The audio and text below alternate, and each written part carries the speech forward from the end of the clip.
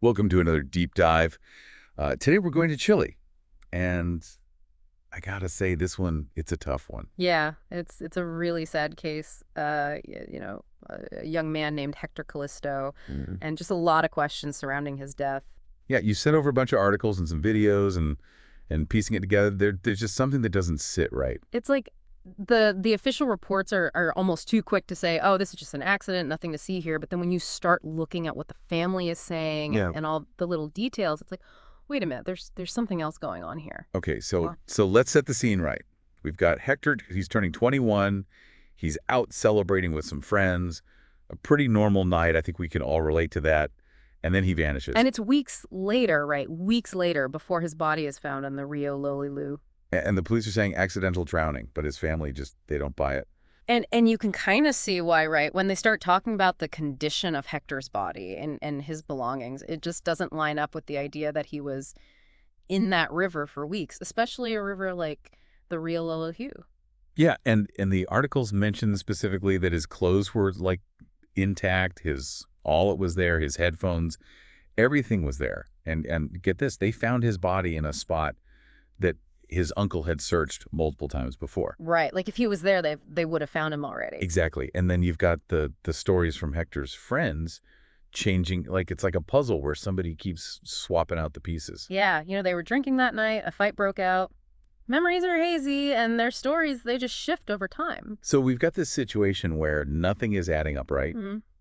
and the family is saying, "Hey, the police, they didn't even really try." And that's kind of the bigger picture here, right? Is this something that happens more often than we realize? Are there other cases like Hector's, particularly in smaller towns maybe, where things just get swept under the rug? And reading about Hector, he had these dreams of going to college, of joining the police force. But his family, they just couldn't afford to support him. But he was determined, he was working hard, trying to make something of himself. So it's like we've got this young life cut short, this family who's just desperate for answers, and an official story that it's full of holes. And that's really what we're trying to get to the bottom of, right? Like, what really happened to Hector? Right. Like these sources, they don't give us a clear answer, but they raise some really important questions about, the uncertainties and the injustices that can happen even in these seemingly straightforward cases. And that's something that we all need to be aware of, right? Yeah. Because it could happen to any of us. Absolutely. Okay. Okay. So let's rewind a little bit, right? Go back to the night Hector disappeared. What do we know about the people he was with that night? What do we know about his friends? Well, the articles talk about this group of friends. They were all pretty close and they'd been hanging out together for a long time. Were there any rivalries or bad blood between any of them or anything like that? There's no mention of anything like that in the sources. It seems like they were a pretty tight-knit group, but, things can change when alcohol is involved. Right. And they were drinking that night. They were, and that's one of the things that makes this whole case so difficult. There are these conflicting accounts of what happened that night. And alcohol, it can impair memory, it can make people do things they wouldn't normally do. So it's hard to know what to believe, right? Exactly. And that's why it's so important to look at all the evidence carefully to try to piece together what really happened. Okay, so they were all drinking, they got into a fight, and then Hector disappears, and his friend's stories, they don't add up. Right. And one of the things that really struck me was how the initial statements that the friends gave to the police, they changed over time. Oh, so like they told one story at first, and then later they changed their minds. Yeah, and those changes, they're really significant. They raise questions about what the friends might be hiding. And that brings us to one of the most intriguing aspects of this whole case, the mysterious Cuenta RUT card. Can you explain to our listeners what that is and why it's so important? Sure. So the Cuenta RUT, it's basically a basic bank account that's very common in Chile. It's usually linked to a debit card. Okay, and what's the connection to Hector's case? Well, they found his Cuenta RUT card in his wallet, and the thing is, it didn't look like it had been in the water at all. So like it was dry and clean, like it hadn't been submerged for weeks. Right, and if he'd really drowned, like the police were saying, wouldn't you expect the card to be at least a little bit damaged? Yeah, I mean, if his wallet was intact, I'd assume the card would be too. Exactly, and that's just one more detail that makes you wonder if the official story is the whole story. Yeah, it's like there's this whole other layer of mystery here. Absolutely, and we're going to keep digging into that in the next part of our deep dive. Yeah, and it makes you think, like, were they really alone that night? Hmm. That's interesting because the sources we have, they don't really mention anyone else being there. But I guess we can't rule out the possibility that Hector ran into someone else after he left his friends, right? Right, exactly. And if he did, who was it and why haven't they come forward? And this is where the whole lack of a thorough investigation really starts to bother me. Yeah, it's really frustrating to see how the family has been treated. They've said from the beginning that the police just didn't take this case seriously. And they even talk about, specific instances of negligence. Like, it was almost as if they didn't care because Hector was from a small town. And sadly, that's something we see all too often, right? This disparity in how cases are handled based on things like socioeconomic factors or the perceived importance of the victim. Yeah, and in Hector's case, it feels like that lack of effort, that lack of caring might have allowed some really crucial clues to slip through the cracks. Oh, absolutely. I mean, just think about this for a second. The prosecutor's office, they actually contacted a psychic in Santiago to try to get information about the case. A psychic? Wait, what? Like, they seriously thought a psychic could, like, locate Hector's body or something? That seems to be what they were going for. It was actually the prosecutor's secretary who made the call, apparently on the prosecutor's orders. Wow, so we've got a psychic getting involved in a police investigation. This is getting weirder by the minute. It really is, and it just raises so many more questions. Why would they go to a psychic if they were supposedly conducting a serious investigation? Were they desperate for any lead, no matter how far-fetched it seemed, or was there something else going on that we don't know about? And do we know what the psychics, like, did they provide any useful information?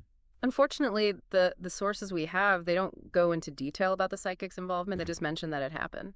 Okay, so we've got this really strange detail about the psychic, and then on top of that, you've got the prosecutor's office sticking to the accidental drowning theory, despite all the inconsistencies and the family's concerns. Right. They basically ignored all the evidence that suggested something else might have happened and just pushed forward with this really simplistic explanation. So was it negligence? Was it incompetence? Or were they actively trying to cover something up? It's tough to say for sure, but what's clear is that Hector's family, they had to fight tooth and nail to get any kind of justice, and they had very limited resources to do so. And that's just heartbreaking to think about that a family grieving the loss of their son had to also battle a system that seemed to be working against them. Sadly, it's a reality that many families face, especially those who don't have the means to hire expensive lawyers or to generate media attention. Right. And it speaks to this larger issue of inequality in our justice systems where certain cases and certain victims are just not given the same level of attention or resources as others.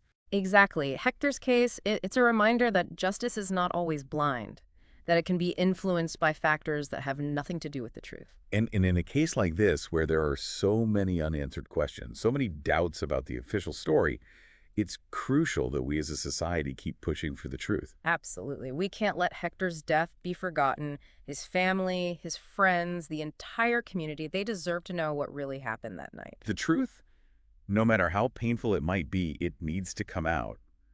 It's the only way to achieve justice and to give some semblance of peace to those who are still mourning Hector's loss. It's just so sad to think that a young guy like Hector, with all his hopes and dreams, he runs into a system that seems more concerned with closing the case than actually finding the truth. And what really gets me is that sometimes the truth, it's right there. It's hidden in plain sight in those tiny details that most people would just overlook. Yeah, like maybe the answer is in what wasn't said or in the way someone looked away when they were asked a question. Right, exactly. Like the truth is whispering to us from the shadows, just waiting for someone to listen closely enough to hear it. And the people of La Union, they haven't forgotten Hector. His family, his friends, they're all still waiting for justice. In his case, it's a reminder that we can't let injustice take root. We have to speak up for those who can't speak for themselves. They have to be a voice for the voiceless and fight for those who feel powerless against a system that sometimes seems designed to protect the guilty. The search for truth, it's not always easy, but it's a journey we have to take together. Well, this deep dive, it's taken us into the heart of a real mystery, and it's forced us to confront the fragility of life and the importance of truth and justice. So what stuck with you the most from this story?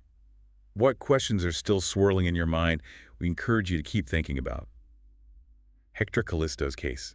Don't let his name be forgotten and hold on to the hope that the truth, no matter how long it takes, will eventually come to light. Thanks for joining us on this journey into the darkness. We hope this experience inspires you to question, to investigate, to be an advocate for change in your own community. Remember, the truth doesn't reveal itself just because we want it to. We have to search for it, dig for it, demand it. Until next time, stay curious, stay vigilant, and never stop seeking the truth.